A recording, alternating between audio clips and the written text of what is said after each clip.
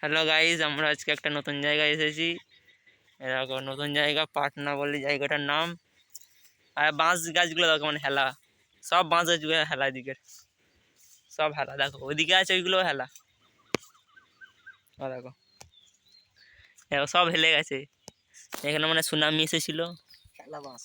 এই একটা বাঁশ দাঁড়িয়ে আছে। পাটনা বলে জায়গাটার নাম, খুব সুন্দর জায়গা। হেলা বাঁশ না,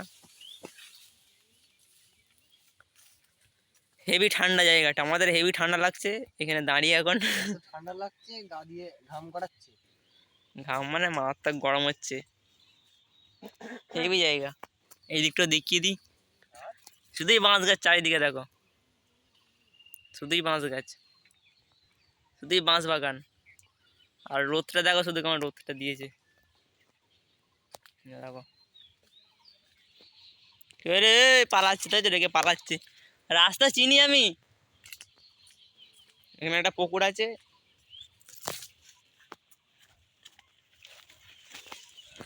একটা বাঁশ গাছ যাচ্ছে।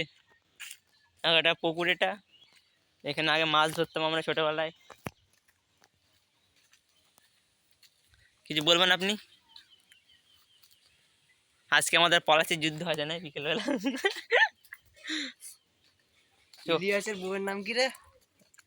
ছেড়ে দে, আর তুলতো না। শামসুমাগি।